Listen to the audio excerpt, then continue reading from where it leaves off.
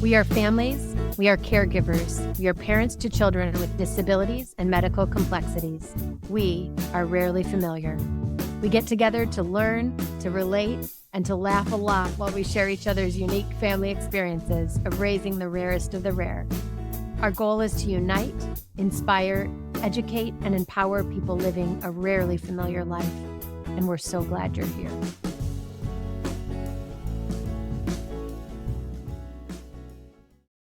Hi, welcome to Rarely Familiar. This is Jen here with my friends Tram and Haley, where we dig into the realities of raising the rarest of the rare. Today, we're going to get familiar with a warrior mama, Anne St. Martin, who started the Pompe Warrior Foundation. And we're also celebrating the last few days of Rare Disease Month. So, welcome everyone. We will jump into the interview shortly, but first, let's do our little check-in. Tram, do you want to start? How are you? What's going on with you and Sadie? Yeah, so it's February and we got some fresh snow, thankfully, because Sadie had a field trip with her class. And so the field trip was to Highland Hill skiing. And I will give a big shout out to the school because they did a great job on setting up Courage Kenny Recreational to have volunteers come out who are trained on working with kids with the adaptive skiing program. And they set up every single kid in her special ed class who may be more able-bodied but have intellectual disabilities to have a one-on-one ski lesson. And then Sadie, because she's a wheelchair user, got to use the bi-ski. And so 2 volunteers took her up and they were awesome. They would check and be like, oh, she's making this noise. What does that mean? She still looks good. And they took her up the lift. They weren't nervous. They were like, she was really talking to us. And I was like, as long as she's not whining or crying, she's good to go. But it was just amazing to see the diversity, the equity, and the inclusion of having everybody on that hill, including all the able bodies to people who needed a little more help. So I will say that was an amazing day. Yeah. You know, Julian did the Courage Kenny Institute ski program at Highland years ago. So I know exactly what it's like. The volunteers are amazing. Yeah. And it's hard to get in. There's a lottery, but we can't really do that anymore with Julian. So instead, we went to a Cinderella ball through Hope Kids. We did that That's our last year. version of skiing. It was called the Hope Kids Fairy Tale Ball, and Tram and Sadie were there, and I brought Julian, and he got all dressed up, and he was checking out the princesses. I mean, he was fascinated. Felix would not leave Fascinated. Cinderella alone last year. Just like, Oh, I love her. no, he's literally and with his mouth open and just like staring at these women, and they had all these, different character costumes on, and I'm so bad with naming them. I'm like, who's that? And they'd tell me, oh, I'm Cinderella. I'm like, oh, of course, yes, you're Cinderella. All the things, but You're not up on your Disney princess? Great. It was wonderful. So It that is was one of the amazing. They stay in highlights. character. Yeah, they Oh, stay they in totally character. stayed in character. Mm-hmm. I've met so many awesome families at those events too. Shout out to Hope Kids, Right? of course. Yeah. We wouldn't do anything if it weren't for them. So you mentioned Rare Disease Month. It's Rare Disease Day, February 28th. Well, February 29th, on the years that it does fall on the 29th, the rarest day of the year. So wear your stripes for rare on the 28th. But then the U of M always does their Rare Disease Day on March 6th. And we're coming up on a year now that I met our guest today in the flesh at Rare Disease Day at the Patient Advocacy Breakfast, which is a wonderful time to connect with other rare disease families. They go through policy for the year and kind of what they're focused on, things for last year that passed. And one thing that we hear over and over in this community is that parents never plan to be experts or to dive into their own specific medical condition or rare disease. Like, this is never what we sought out to do, but our children need us to do that. And behind every diagnosis is work that most people never see: the late night research, the insurance calls, coordinating specialists, learning new medical language, making impossible decisions while you've got other life chaos going on. The invisible work is what turns parents into advocates, connectors, leaders in ways that they never imagined, right? So today we're talking to Anne St. Martin, who got her undergrad in political science and worked in the hospitality industry in Chicago for a decade and then, came up to Minnesota to pursue her master's, met her husband, and I'll let her kind of introduce herself. But there's this amazing video that Gillette did on Leo. We'll put a link to that in the show notes, but they're just an amazing family. They've got so much to give and share, and Leo is just an amazing kid. And welcome. Thank you so much for being here. We really appreciate your time. Thank you guys for having me. I really appreciate it. My name is Ann St. Martin. I am one of the executive directors of Pompe Warrior Foundation. Yeah, I'm really excited to be here and talk to some other rare moms. So tell us a little bit about Leo and what he likes and all of the fun stuff, facts. Leo is 9 years old, going on 10. He's a fourth grader. He loves all things sports, football, baseball, hockey, power soccer. He's a feisty little boy. He's got a little bit of an attitude. It's kind of funny. It's only funny because we were so worried about what his future would look like and if he'd be verbal, if he would comprehend all those things. And he's doing really great. Yeah. So Leo has Pompe disease, right? So explain to us a little bit about what that is for people that don't know, like myself. So Pompe disease is a rare genetic disease, just like everyone likes to say. Leo lacks the enzyme in his body that breaks down glycogen. So the glycogen stores in the heart, the lungs, and the outer skeletal muscles. The thing that makes Pompe unique is there are two forms. So there is a late onset version, which presents later on in life and is not as severe as the infantile version. So Leo has the infantile version. Lucky us. There is a treatment, not a cure. It was developed in 2006. So before that, a lot of these kids who had infantile didn't live past age 5 due to the heart and the breathing issues. Luckily today, they newborn screen for Pompe disease in over 43 states. So that's really important. So we kind of laugh at the Pompe community. It used to be very rare, like 1 in 40,000, and now it's closer to 1 in 15,000. We're almost on that like weird little ridge of it being prevalent. But when you say Pompe disease, then it gets into the determination of is it infantile or late. The other thing that makes Pompe unique is it's a glycogen storage disease. It's a lysosomal storage disease. It's a metabolic disease. It's a neuromuscular disease. And it is also under the umbrella of a muscular dystrophy due to the muscle progression and degradation that happens. So when you find all this out, you're like, well, who do I see? There's 9 different classifications. Do I need 9 different doctors? Luckily, you start with your genetics team usually because of the enzyme replacement therapy. So, I feel like I can say this to you ladies in a safe space. When Leo was born, they were not newborn screen testing for Pompe disease. We were diagnosed the hard way. 4 months of age, failure to thrive. Things didn't seem right. We did a blood test. It looked normal. I luckily got in to see a specialist, and she took one look at him and said, he's breathing funny. I'm checking him into the hospital. His heart was 2/3 the size of his chest cavity. He was in heart failure. So we were in the hospital for 4 months then after that. We left the hospital with a trach, a G-tube, and a heart port. And pretty much the diagnosis of us telling us that he probably will never be off the trach. He won't eat on his own. He won't sit up. We're going to give him the medicine and try to give him the best quality of life that he can have. Today, Leo is in a wheelchair.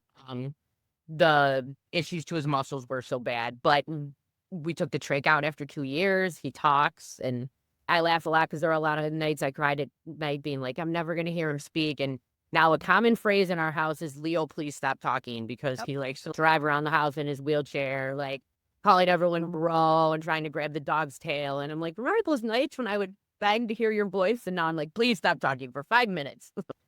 And why I think Leo is doing as well as he is because of what we've did through our own medical research and pushing to find doctors that would help us. And that's kind of what led us to start our foundation. Yeah. And doctors that listen to you and hear, hey, I've gone down this rabbit hole and I've gone down this rabbit hole. And what do you think about that, are willing to really partner with you too? And I've heard so many doctors say recently, they've said to me, Jen, you're the expert here. The parents who are seeing this and understanding what's happening in all aspects of life, you guys are really the experts. And so did you feel like you were taken serious by all the professionals that you were talking with?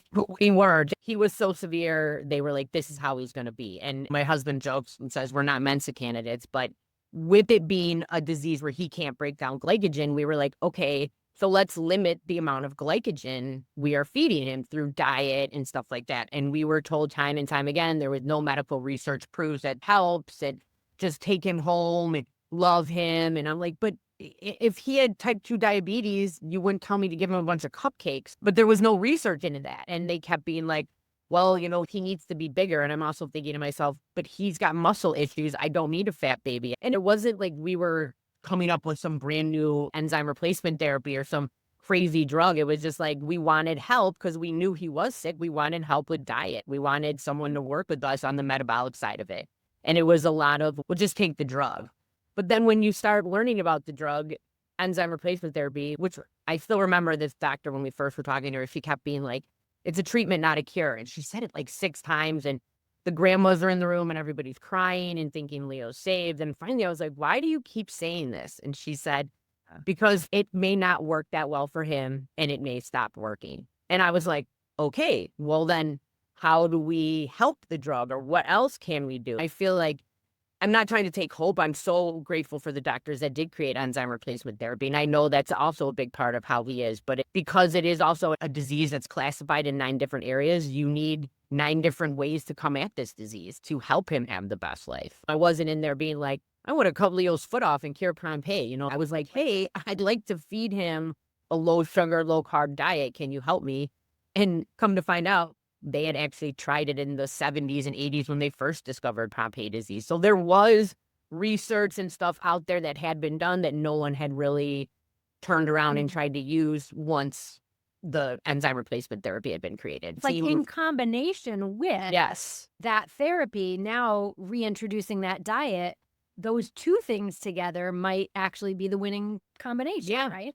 And so I was like, this has got to be something that should be available to other Pompe patients. And especially now with newborn screening, a lot of these families, their babies get tested. They aren't severe enough to start treatment. And they're told, we're just going to wait for decline and then we'll start the medicine. And as a mom, I don't want to wait till my kid can't climb stairs. How about I use almond flour instead of regular flour? Or how about I not give soda, and things like that. And you want help. You want another doctor to help you with this because it's not just the fad keto diet on Facebook where you're like, I'm going to feed my kid bacon and everything's going to be great. It's a real medical diet. And it really frustrated us that the medical community was so against helping these parents, and they kept saying, there's no medical research. There's no proven data out there to show it works. And so with that alone, right? Yeah. With that alone. But that in conjunction with treatment, that's a different research study. They're 2 different, I have a question. And so going back to not having infant screening when he was born, and then you discovering that he had Pompe disease at age 4 months. Yeah. Do you think had he been screened at birth and started a treatment, would things look different for him? And that's probably hard to look at. But like I have a son who we determined at 5 months that we were on the road towards, a genetic condition. And had we maybe known at birth if there was screening, we might have had him on anti-seizure meds from the beginning, and he would have had these massive seizures that could have changed the trajectory for him. And so I'm just curious for you with Leo, do you think there's any kind of feeling around that? It is. And, I get emotional thinking about, the mom guilt. So we found out later that in 2017, Minnesota had added Pompe disease to the newborn screen panel. But when Leo was born, they were having an administrative fight over who was actually going to run the labs. So they just never ran him, and I kept just thinking to myself, like, what if he had been born 4 months later? The first kid they caught on newborn screen was born 5 months after Leo. And his life looks very different. Now, he started getting treatment at 3 weeks of age. Yeah. He still gets treatment, every week. He's a different human, too. Yeah. He's an entirely different human. I think one of the hardest things in research, too, is to say the thing that I'm doing now and that I'm contributing to or partnering on or whatever now might not help my kid, but it might help some other kid in the future. Yeah. To realize that it's something bigger than you and want to contribute to that. It's hard. It is. And it's hard. I get so happy when I see these families who do have newborn screen and their kids are not in wheelchairs and they're not dealing with the same battles that we deal with every day. In some ways, had he not been impacted at the level he was, maybe you wouldn't have been driven to pursue the foundation, the passion of going on this path, right? Because you would have said, oh, he's doing pretty well. I don't need to dive into this. So you're saving so many people. And I always go to the old adage that we can only make decisions based on the information that we have in front of us at the time, you know? So that leads me into my question around the foundation. So you started a foundation. I would say most parents wouldn't think about doing this. I know myself Mom, would not have the capacity. I wouldn't know where to begin. I would feel limitations around resources and time and a million other things. And so, can you tell us a little bit about the journey towards starting the foundation and how that all came to be? Yeah, I think what really impacted us was when I started hearing from other families like, yeah, I've thought about this too, but my doctor said no, or I wanted to try this and my doctor wouldn't help me. And it got me angry for those families out there that, I do realize there is a sense of privilege I have being college educated, having worked in the nonprofit world, having connections to other people. And I would see some of these single moms wanting to help, but didn't have the resources. I was like, we need to get them the resources. I want to help them. And I had a lot of anger towards the earlier doctors who wouldn't help us and kind of laughed at us as parents, like we didn't know what we were talking about. And they all just kept saying, you need medical research. And I was like, well, we're going to get medical research funded and paid for. And then luckily with that, through the grace of God, in many ways, we had a good family friend who was in special forces. And he had been injured and he helped heal his body and do a lot of stuff through ketosis, which is kind of what we were hoping to do with Leo in terms of doing a more high-fat diet, high protein. And he had done a lot of research and he had some connections and put us in touch with a really good researcher, Dr. Dom D'Agostino, who actually worked for the Department of Justice and NASA. And he gave us the tools to be like, yeah, this is where you guys are going to want to start. He was interested. He doesn't make any money off of us, but he wanted to research it himself. So he helped us get the players involved and kind of put together all this stuff. So are you partnering on some of that research right now? Yeah, he's got a research paper coming out. Finally, we got a grant from Sparks Therapeutic. The dumb thing, though, being a mom, not knowing anything about this world, I didn't realize how slow research takes and how expensive it is. I mean, I thought, oh, we got $150,000, and that's like barely anything in the research world. And I'm like, what? So Because of the rigor, because of the peer reviews, they have to be so sure. I know. Before they put it out there, because they're at risk of losing everything if they put anything wrong out there. Yeah, and then even with ours, it's kind of sad to try to go get private funding for some of this research.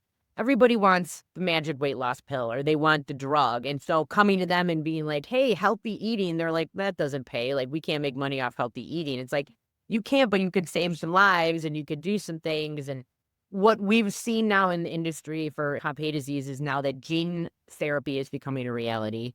What a lot of these companies are realizing now is for your body to really accept gene therapy, it needs to be in the best state possible for it to really work. And the best state possible is a Pompe patient who does not produce a lot of glycogen. So they've started to actually kind of listen to us and want to look at our research and maybe get a little more funding towards it. So that's And do you feel like it's different, like just you and your husband coming at this versus now there's a group of people, it's a foundation, right? Yeah. You've got more people together. You've got a doctor on board, a researcher on board, and we're starting to get asked. to power in speak to- numbers.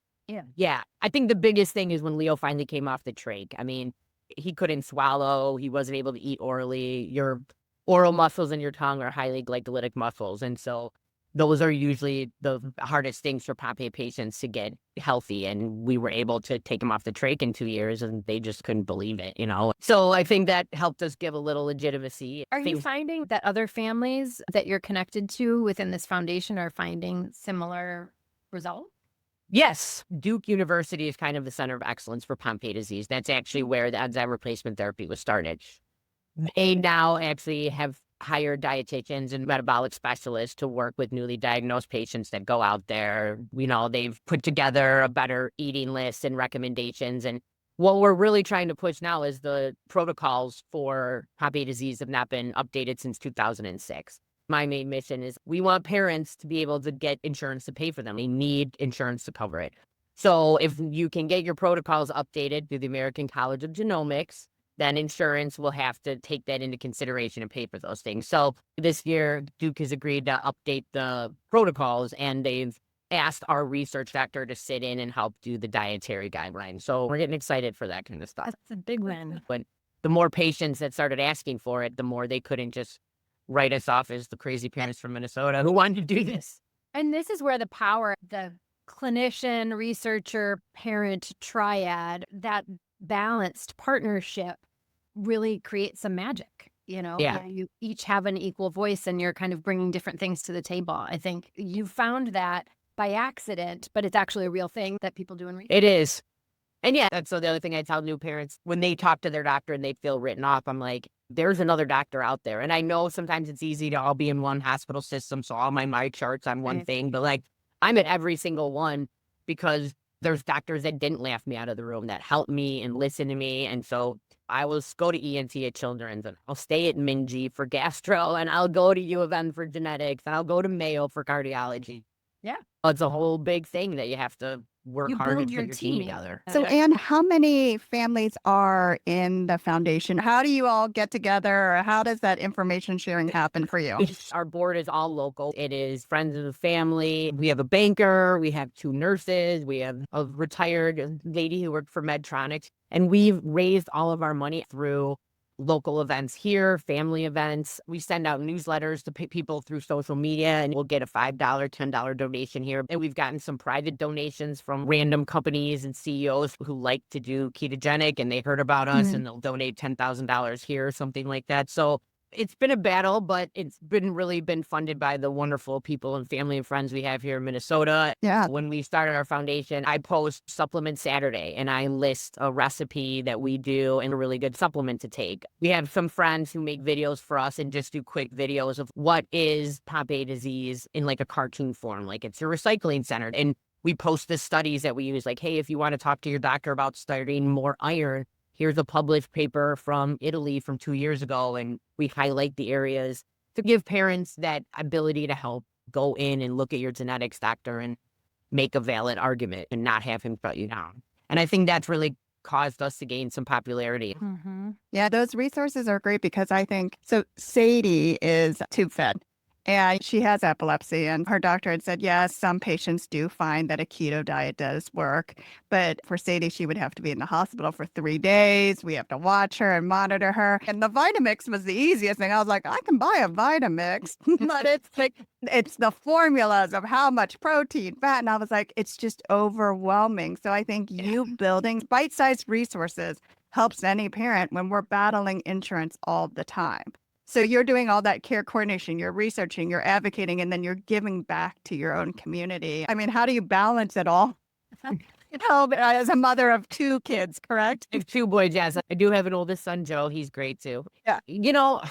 When you balance it, and I said it in my Gillette video, my husband calls it my Chicago attitude, but I just got so angry. I had a very bullheaded thing of my kid deserves help with this. You're not going to count him out, and you shouldn't count out these other families. And I think that anger and bullheadedness kind of just drives me forward. And so I think maybe having the foundation is also giving me another purpose to help me focus on not just sitting there every day about the what ifs and what he can't do and what he's missing. It gives me something bright to look forward to during the day. But it is also a struggle. Like last night, I had to do something for Pompe Warrior, and my oldest really wanted to talk to me about his math test. And I was like, I don't know which one to pick. Then I was like, how about this? You sit here and I will listen to this meeting and help you do homework. And I'm like, we'll figure it out. We're all trying to juggle 9 different things. And I think that you're never going to be able to do it all wonderfully. Yeah.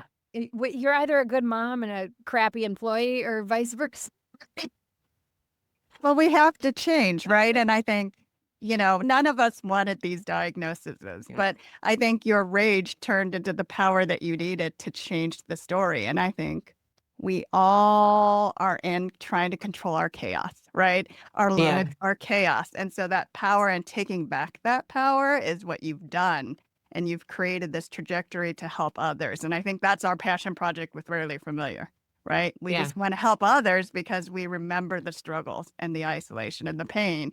So changing that narrative is a whole nother story for all of us. So the last question, with it being Rare Disease Month, what do you wish other people knew about this rare disease community? This is like my favorite question because a couple of weeks ago, my husband and I went to a presentation for a doctor who does like things for caregivers. And I was like, oh, she had a lot of really good points. I think my first one is I really wish people understood that rare disease families, that we live in 2 worlds. So there's the normal world of like birthday parties and sporting events and all the other fun things. But then the other world is the appointments, dealing with insurance rejections, late night phone calls, ER visits. And I feel like sometimes people don't understand how you balance it. And they like to say things like, oh, that's so hard, or God wouldn't give you any more than you can handle. And I know that's meant to be nice, but I guess we don't need you to wrap a neat little bow around it. Just understand that that's what we live in, and maybe have compassion and just acknowledge it. Also, this one is more my mom thing. The how can we help? I love when people ask that,